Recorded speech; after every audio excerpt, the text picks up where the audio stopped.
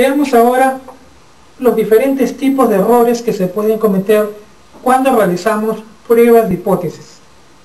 Cuando realizamos pruebas de hipótesis, lo que estamos haciendo es aplicar una prueba o un test de significancia para ver si la hipótesis nula es verdadera o es falsa.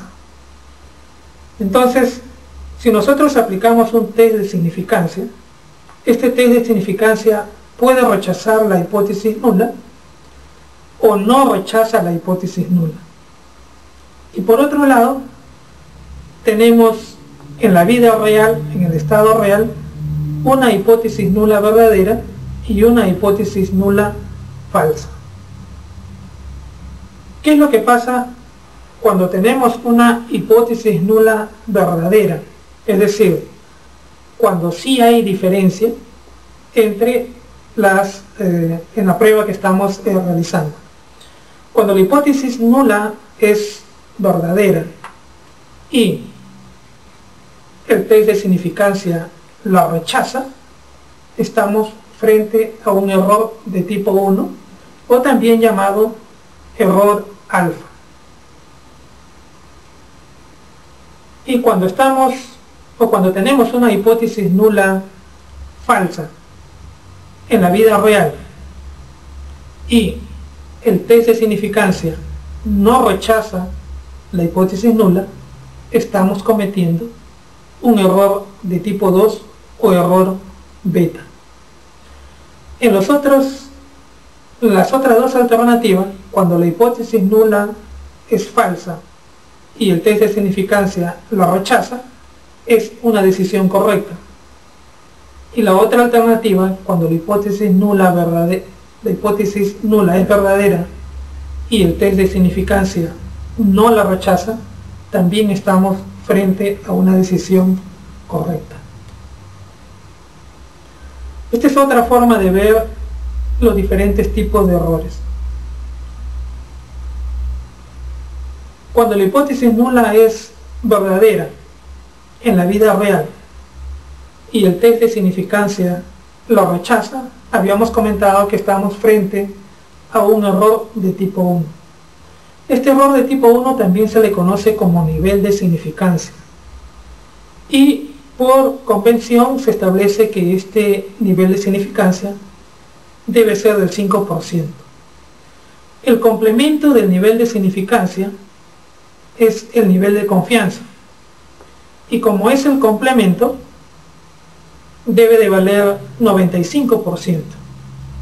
Entonces, si el nivel de significancia es 5%, el nivel de confianza debe ser 95%.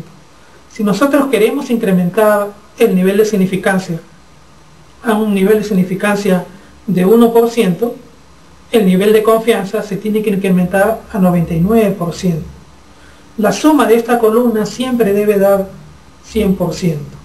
Y de manera inversa, si nosotros aumentamos el nivel de significancia a un 10%, el nivel de confianza va a disminuir a un 90%. En la otra columna, habíamos visto que cuando la hipótesis nula es falsa y el test de significancia no la rechaza, estamos frente a un error de tipo 2. Por convención, este error de tipo 2 tiene un valor del 20%. El complemento del error de tipo 2 se le llama potencia. Y esta potencia, por convención, debe de ser el complemento del error de tipo 2, que es 80%.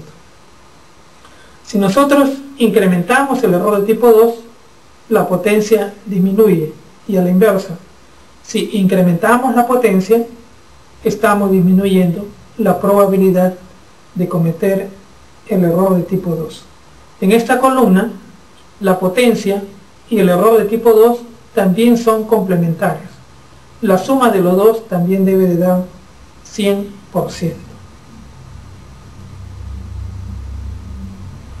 Veamos un ejemplo en la vida cotidiana.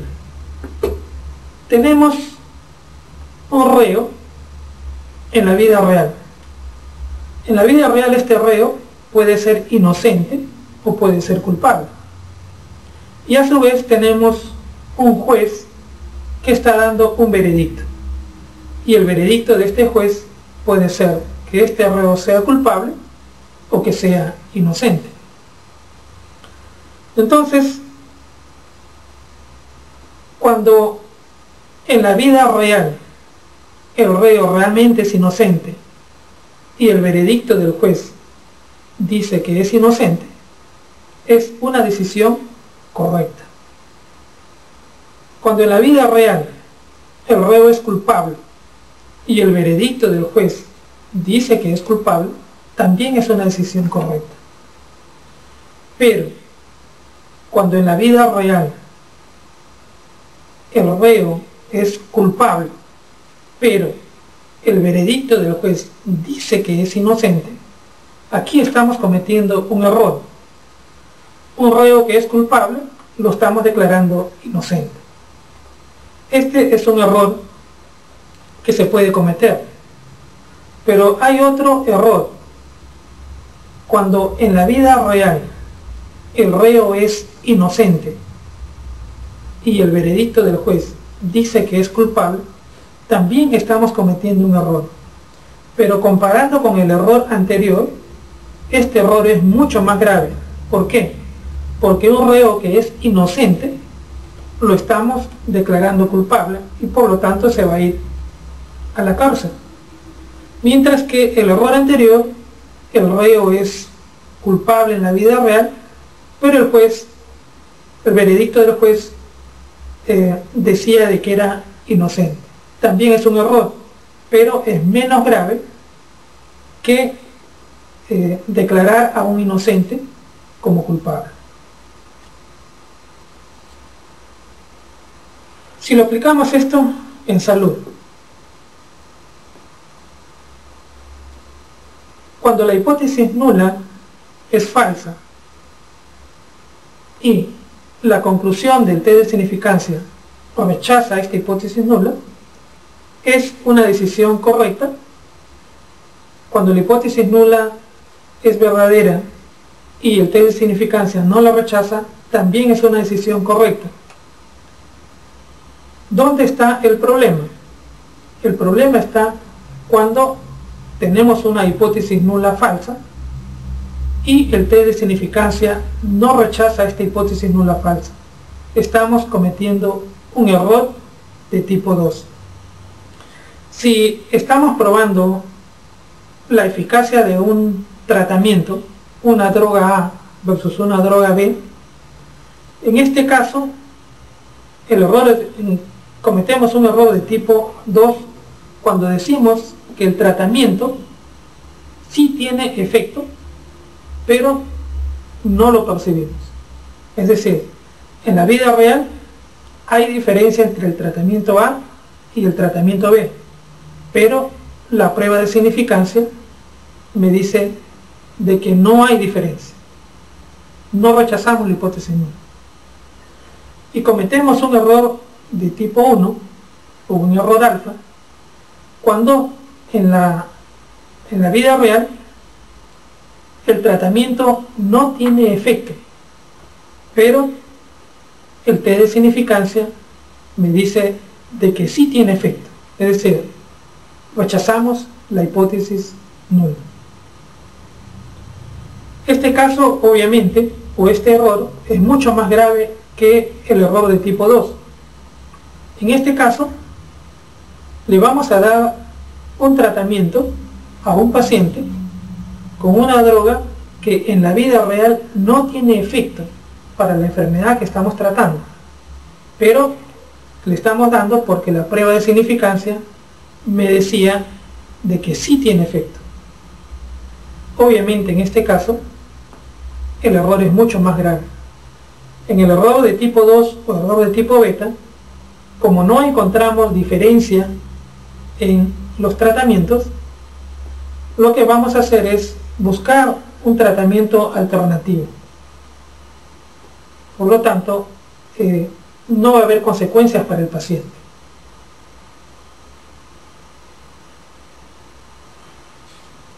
Aquí tenemos un ejemplo.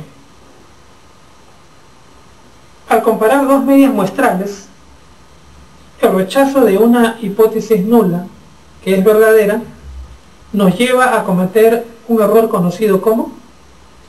Veamos qué nos dice la tabla. Estamos frente a una hipótesis nula que es verdadera, y esta hipótesis nula que es verdadera ha sido rechazada por el test de significancia. Eso es un error alfa o un error de tipo 1.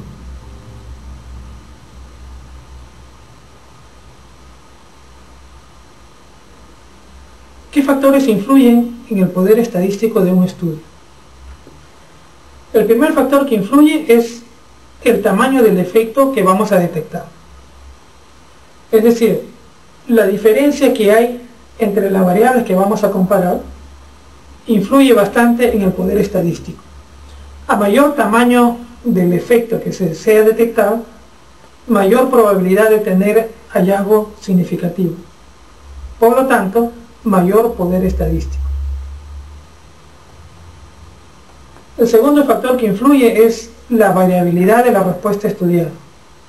A mayor variabilidad en la respuesta, va a ser más difícil poder detectar diferencia entre los grupos que se comparan y por lo tanto menor poder estadístico.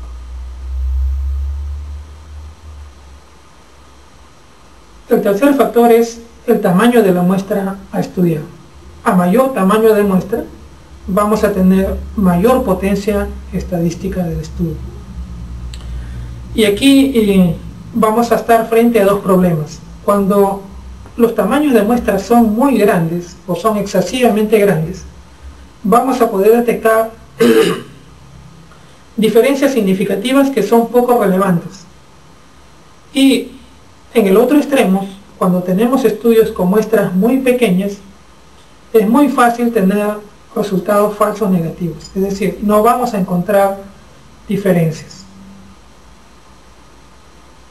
Y el tercer factor es el nivel de significación estadística. Si se disminuye el valor de alfa, también se disminuye el poder de la prueba. En otras palabras, si disminuimos la probabilidad de cometer un error de tipo 1, lo que estamos haciendo es aumentar la probabilidad de cometer un error de tipo 2. Nunca los dos errores van de manera paralela. Siempre cuando uno aumenta, el otro disminuye. O a la inversa, cuando un error disminuye, el otro se incrementa. El objetivo es tratar de encontrar un punto de equilibrio de cometer ambos errores. Y habitualmente se trabaja por convención con un nivel de significación del 5% y un poder estadístico del 80%.